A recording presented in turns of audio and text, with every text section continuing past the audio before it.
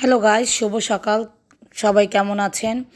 আমার কণ্ঠ শুনে বুঝতেই পারছেন আমার গলা এখন পর্যন্ত ঠিক হয়ে যায়নি, যেহেতু আমি গ্রামে আছি। হয়তোবা ঢাকায় না যাওয়া পর্যন্ত আমার গলা ঠিক হবে না। এখানে অনেক ঠান্ডা পড়ে রাত হলেই।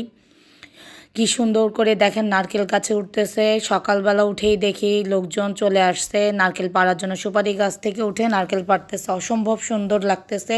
আরেকটি সুন্দর দিন শুরু করলাম আপনাদের কাছে সাথে সুন্দর কিছু দেখে ভালো লাগতেছে। আমার গ্রামে এসে অসম্ভব সুন্দর লাগতেছে, যা বলার মতো না।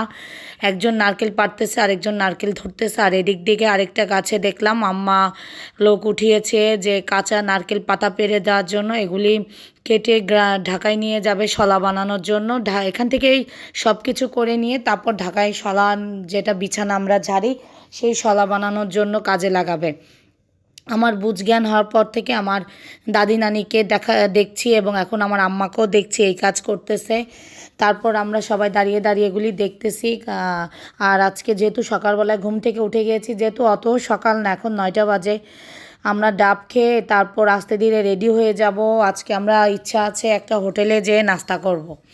ঘরে আর নাস্তা করব না, এজন্য যে রান্না করছে তাকে আমরা বলে যাচ্ছি কি কি রান্না হবে, কি কি রান্না হবে না, এগুলো আমরা বলে দিয়ে যাচ্ছি। এখান দিয়ে আমরা রেডি হয়ে গেছি, একে একে আমরা গাড়িতে সবাই উঠে যাচ্ছি।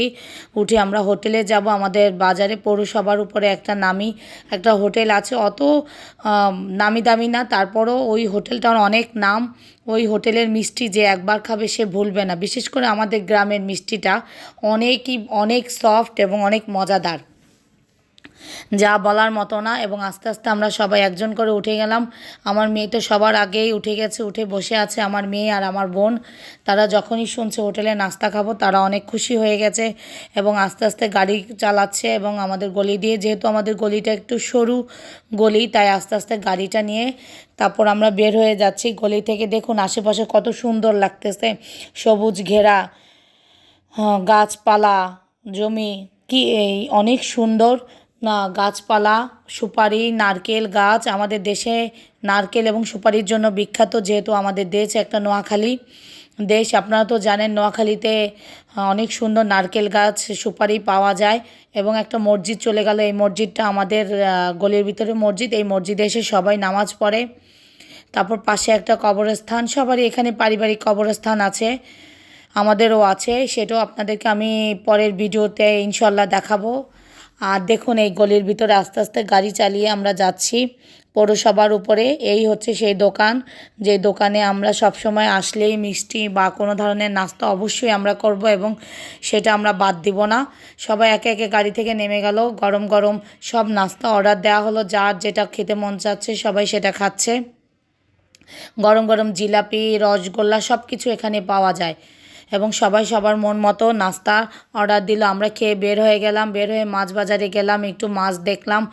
এখন আজকে আর কোনো মাছ নিব না, যেহেতু গতকাল বাজার করা হয়েছে। তাই আমরা আস্তে আস্তে বাড়ির দিকে চলে যাচ্ছি। এটা হচ্ছে আমাদের পৌরসভার উপরে রাস্তা। আমাদের বাড়িটা এখনও পৌরসভার উপরে পড়েনি, আস্তে আস্তে অবশ্যই পড়ে যাবে। এখন আর তো গ্রাম গ্রাম নেই, এখন অনেক উন্নত হয়ে গেছে গ্রাম। আর নোয়াখালী তো আগে থেকেই অনেক উন্নত।